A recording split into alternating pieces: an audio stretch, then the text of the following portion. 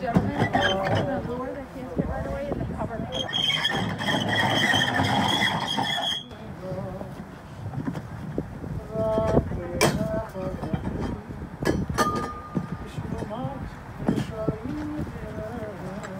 Can I?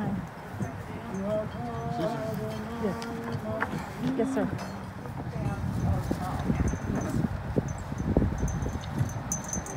So you're going to start now? Yes. We're about to begin the services for Mrs. Grace E. Newman. My name is Susan Winkelstein, and I'm a funeral director with Chicago Jewish Funerals.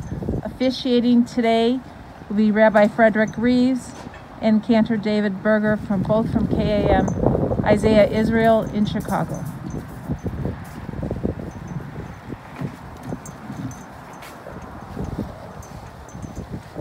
We begin with words of comfort from our tradition. Psalm 23. Tell us that God is with us as we go through the valley of the shadow of death, the hardest times. We know that goodness and kindness are still with us all the days of our lives. And if we wish it, we can dwell in God's house forever. Mizmor David, Adonai roi lo echson, bin'ot deshayar b'tzayni, al mei menuchot, al mei menuchot, ינעלני. נפשי ישובת, ישובת, ינחני במעגלי צדק, ינחני במעגלי צדק, למען שמו. גם כי אילך בגיא צל מוות, לא ירא רע, כי אתה עמדי, שבטך ומשענתך הימה ינחמוני.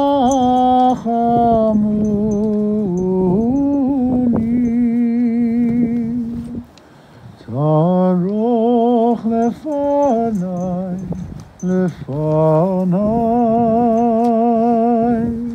שולחן נגד צורריי, תשענת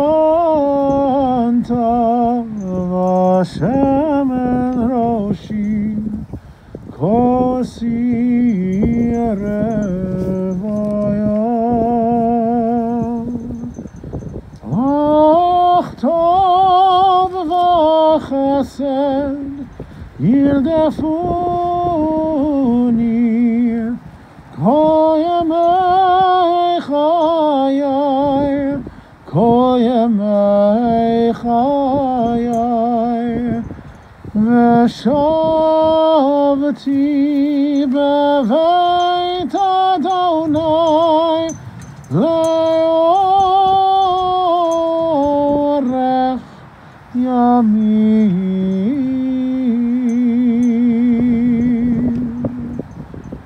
אדוני רואי לא אחסון, אדוני רואי לא אחסון.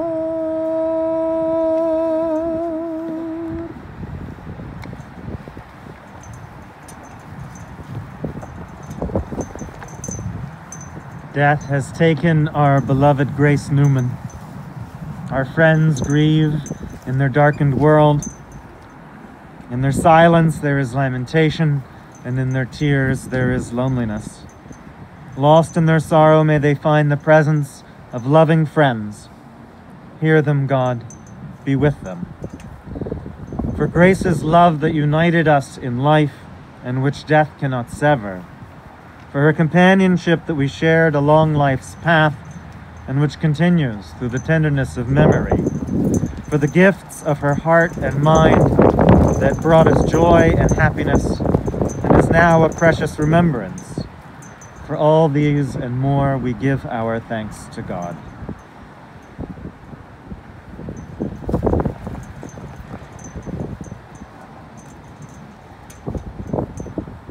When I first came to KAM Isaiah Israel, Grace was one of the first people to welcome me, and she was a regular presence on Friday nights, her and Bud being among the first to arrive each week.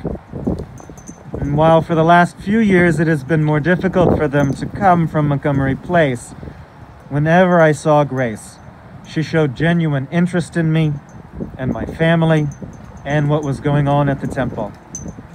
And while she certainly had, I'll call it a forthrightness to the way that she addressed certain topics, especially those on which she disagreed, she had a wisdom and a kindness, a graciousness that made it clear that when she was named Grace, she was well named. She was born on May 2nd, 1927 in Detroit. Her parents had immigrated around 1923, both coming separately from Europe, one from Hungary and the other from a region in Romania that spoke Hungarian. Grace had an older sister, Florence, who died in 1990. Life was challenging for Grace when she was growing up. Her father worked as a machinist at the Ford Motor Company, but through the 20s and into the 30s, the work was not constant, and there were times that went without there being money coming into the house. Once World War II began and Ford suddenly had so much more work to do, that changed somewhat, but money was scarce when Grace was young. She had two windows into a wider world that she looked through as a child. One was a neighbor. The father of that family was a doctor, and they were relatively well off, and Grace would care for their child some, and they would welcome her into their home whenever she needed to be there, with a smile and with a meal.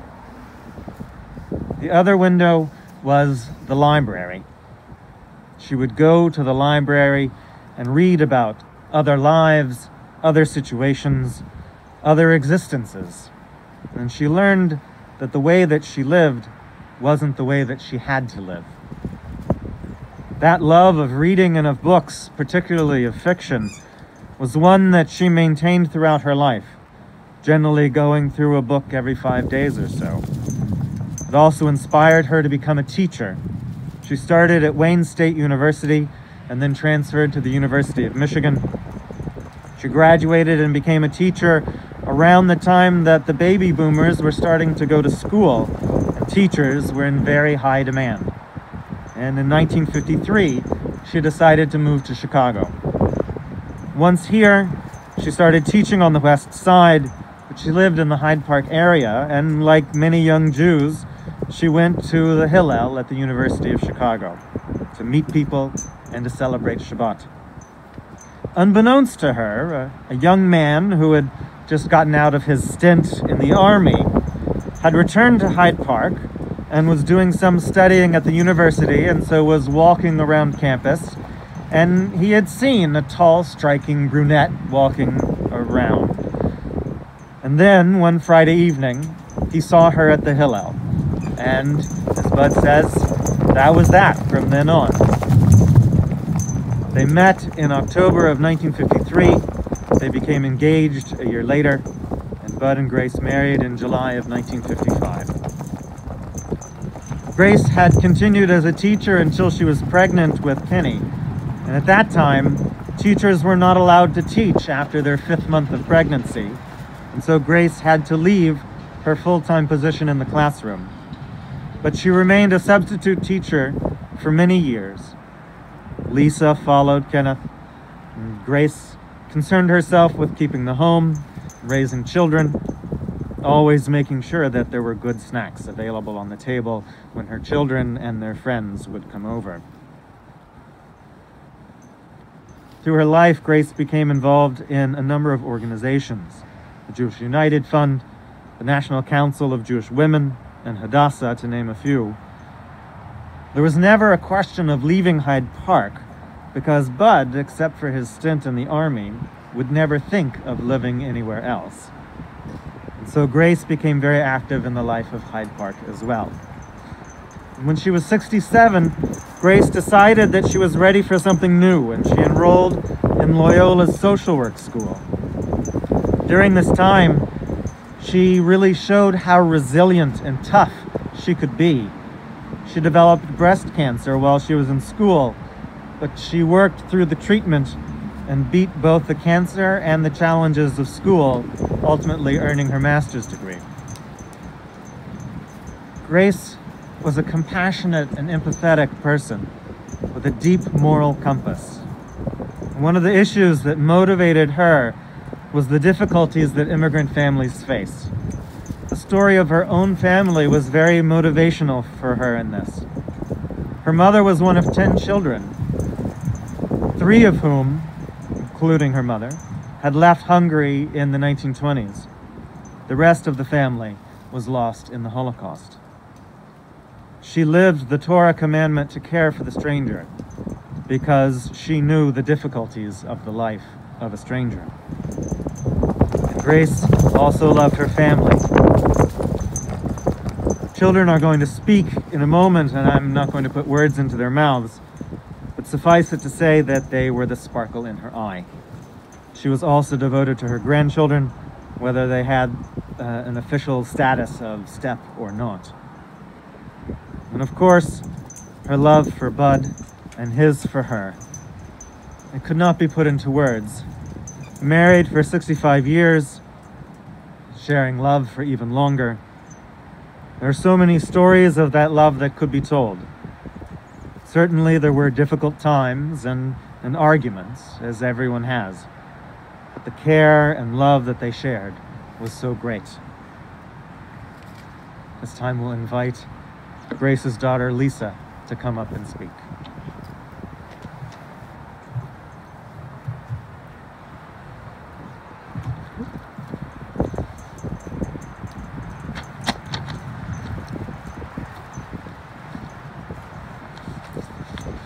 Hello. This, in essence, was my mom, Grace E Newman. I switched high schools from Kenwood, a local public school, to Metro, the school without walls, in downtown Chicago, in the middle of my junior year in 1977, after the loss of my beloved high school biology teacher.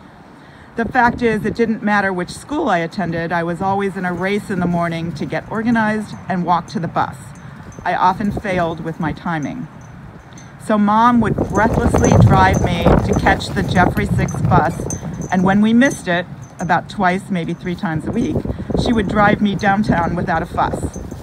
Now that I am a mom, I think back on those days and believe it was kind of a gift for her to spend the time driving on Lakeshore Drive to get me to school. Of course, I didn't understand it back then, and she didn't rub in the idea, but as a teenager, and let's just say at times a somewhat difficult one, that was our good time together. Mom grew up in poverty with parents she always fought with, and she never felt like she had enough.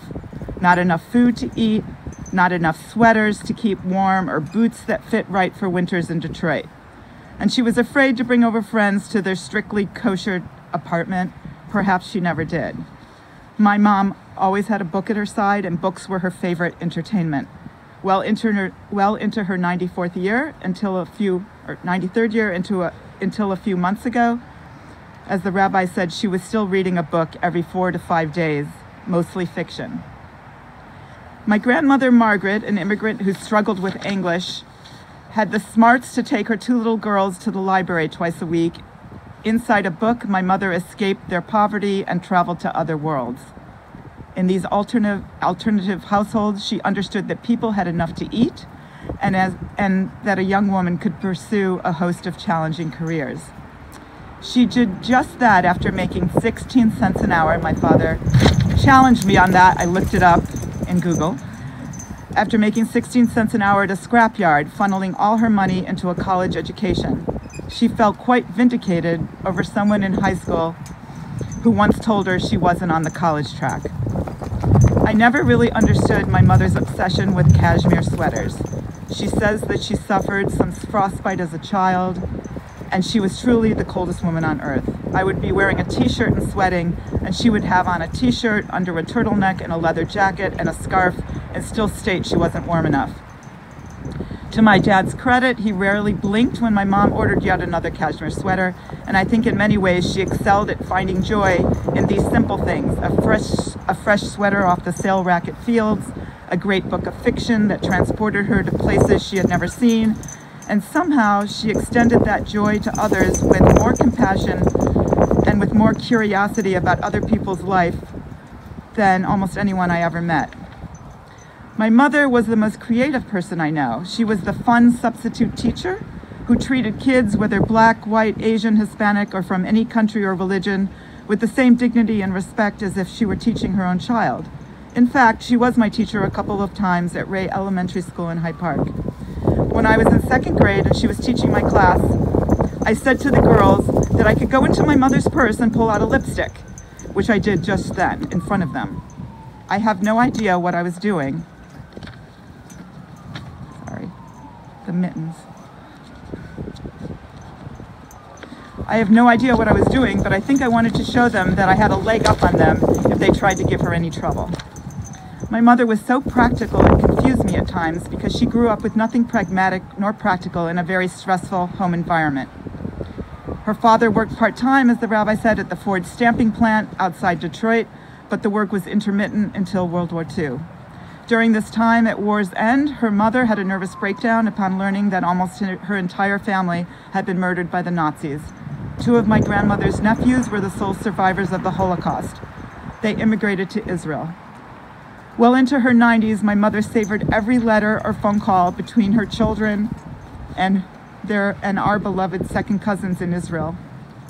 So while my mother was emotionally wise and practical, she had that Hungarian spirit, that spicy paprika way of commanding a room, but for sure she could not keep an orderly house, which drove my very orderly father a bit crazy. When I announced to my parents that I was going through a divorce, my mother's first question was how could they help me and support me. When I was going through scary medical treatment 4 years ago, and I could scarcely tell them what was going on, they called me and wrote letters and did whatever they could to make sure I knew they loved me. I want to definitively say that my life in Washington, D.C. could not have existed with calm and functionality, especially in the years that I was raising my daughter as a single mom, without my brother being here to keep an eye on my parents, a sharp eye especially on Mom as she became more frail this past year. And now I suspect he will train his eyes firmly on our dad to make sure he doesn't get into trouble. One of the amazing parts of switching places in the ICU this past week, where only one person could be with Mom at any one time, although for some reason they kindly made a few exceptions for our family, is that my brother and I both understood we were being hurtled through a rocket and we could not press the button on pause. I woke up 3 mornings in a row this past week and made a brief list of things to tell her, urgently wanting to get to the hospital just to say this or that, and I got to do so. I exhausted my list and told her when she was lucid, so grateful that restrictions for visiting during COVID had lifted in Chicago only weeks before Mom fell and her hospitalization. On Wednesday, my cousin Karen and my stepdaughter Haley came in her last hours, and though by then her eyes often closed, she opened her eyes for a moment and recognized each of them, giving us just a little more joy that she knew her extended family loved her. We all knew we were losing Mom, Dad held onto her hand so tenderly, and Kenny and I knew these last 6 months as she grew frail that his caregiving ability had become something to admire. But as we moved through this ordeal, I started to see we did it with as much grace as we could, and I think we did this pretty much how Grace, our mother, did this for her own mother. Mom had spent the larger part of 3 months caring for my grandmother Margaret in Detroit at the end of her life in 1980. Most of this time this past week, my brother and I were at peace, knowing that Mom had lived a good life, you could say a great one. So as I wind up here, and this is hard to say, my mom was the bomb.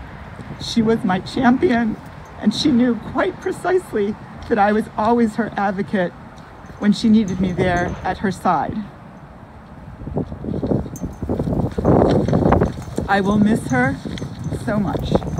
I know compared to many seniors, she had a great run, but her 94th birthday is coming up in May, and I just wish she could have stayed around a little bit longer. Thank you.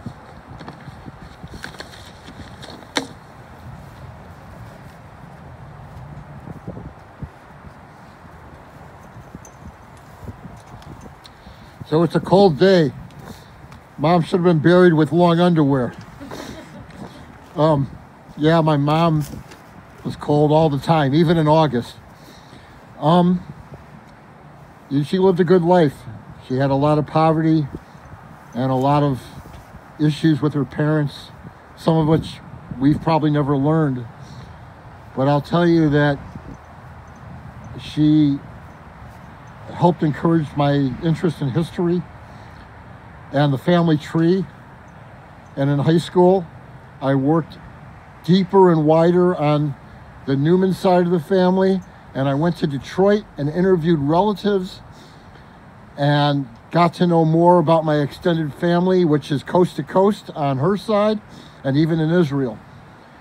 And so for all of you out there who are listening to this, I just want to say England, Israel, New York, Boston, Georgia, California, Seattle, Washington, Missouri. I just know that there are family for us everywhere. At the same time, I want to focus on something that was kind of an issue between me and Mom. And Mom, unfortunately, due to her issues as a child and with her parents later on until she moved to Chicago, her backstory was always complaining about her negativity, and she never met a psychiatrist, a counselor, or a psychologist that she didn't like. And so I'm just asking everybody, try to stay away from focusing on the negative in your past and try to be a little more optimistic and look towards your future in a positive way, because she allowed herself to be too focused on her negative past, and she could have had a much more friendly and fine, positive retirement, focusing on more positive things, not just her family, but on doing more things to enjoy life. So that's what I just want to say is try not to focus on talking too much about your past problems. Thank you.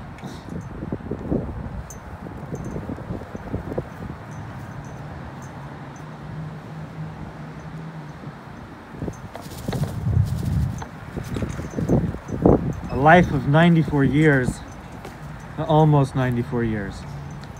Of course, we have only scratched the surface of what there is to be said about Grace.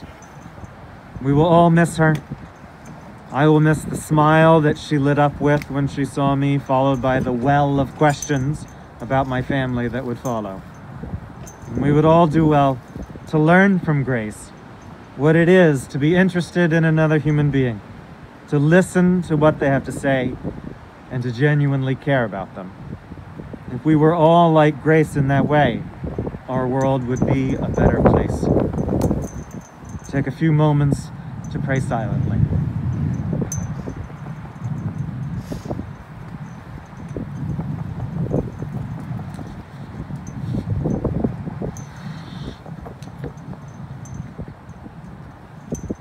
Now I invite you to please rise for the El Male Rakamim prayer, the God full of compassion.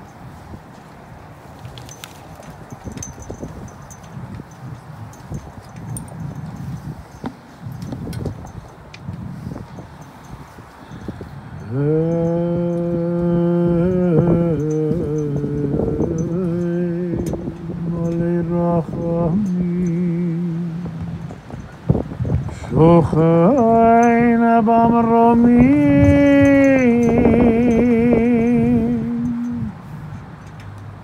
Hamitzay menucha nechona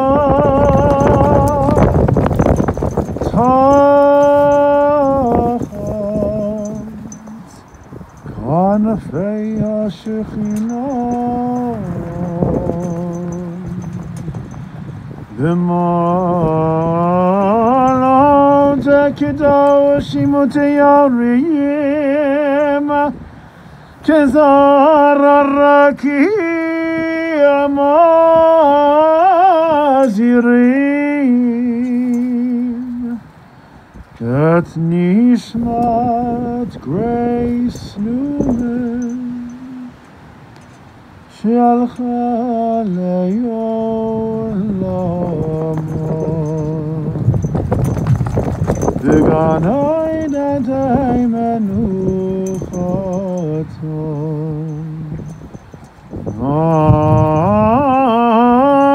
Ano Bal HaRachamim Hastiraya B'seiter Knafecha le'olamim Utzeron b'slo l'chayim et nishmata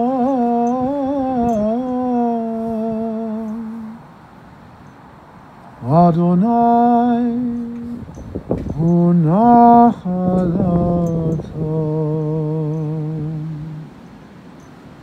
V'tanuach b'shalom hamishkava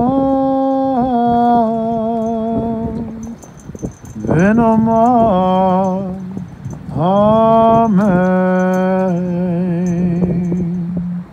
Exalted, compassionate God, grant infinite rest in your sheltering presence among the holy and the pure to the soul of Grace Newman, who has gone to her eternal home. Merciful One, we ask that Grace find perfect peace in your eternal embrace. May her soul be bound up in the bond of life. May she rest in peace. And let us all say, Amen.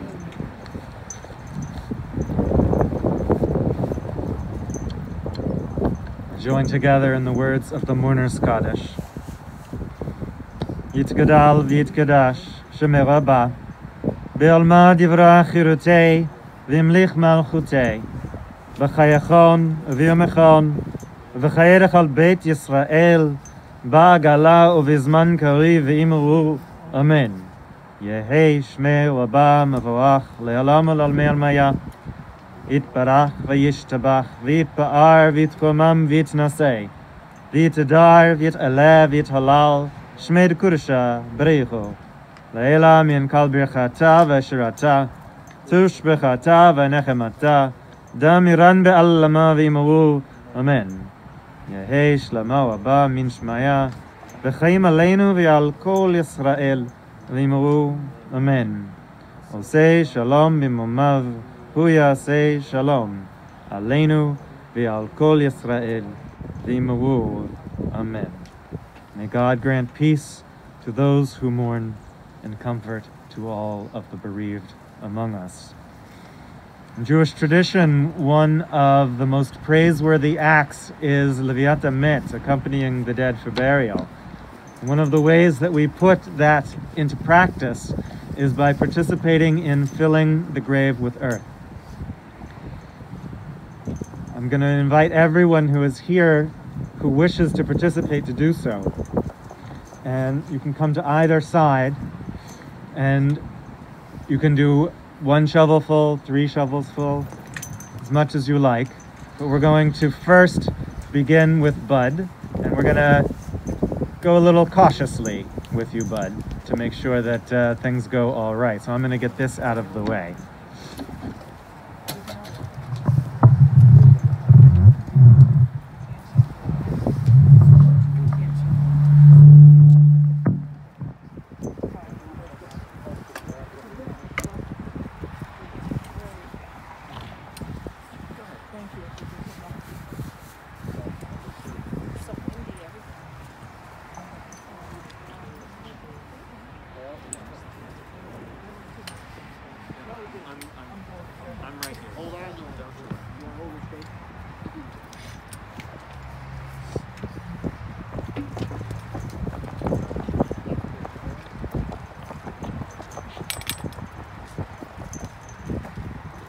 Anyone else that wants to participate that does not have gloves, the cemetery requires that you're wearing gloves when touching the shovels. Any kind of gloves.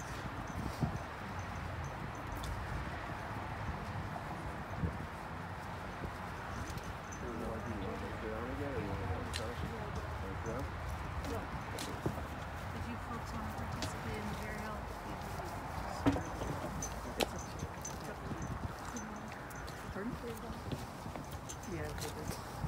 wow.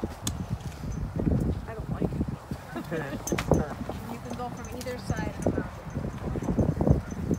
You want to hold that chair? No worries. Okay.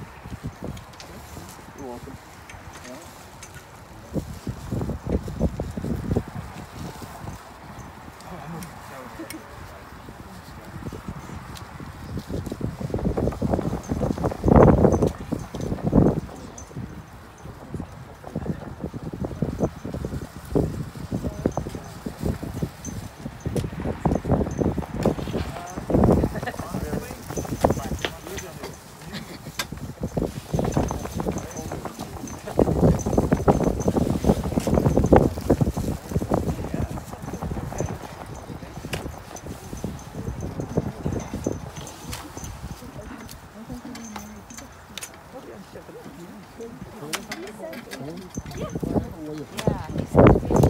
It's 60. Yeah, there was 46. He did.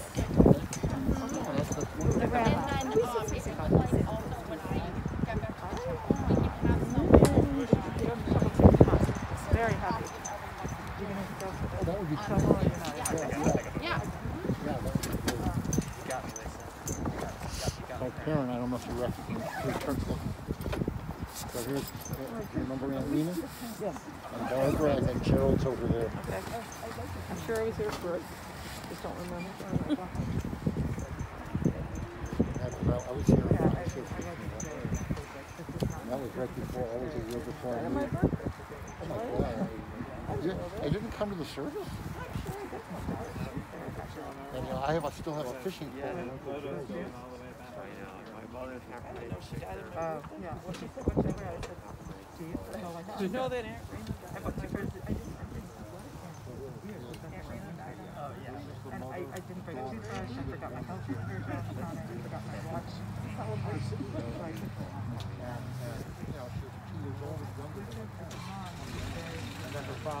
Has anyone else not had the opportunity who wishes to participate? I'll do another shovel. But it was like this. Please, But you're going to grab want my to stay hand. for the time.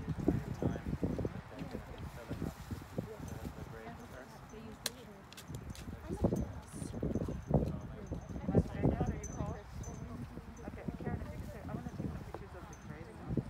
Here we are. I forgot we were, he reserved, he was very picky about making sure he was going to be next to the mall.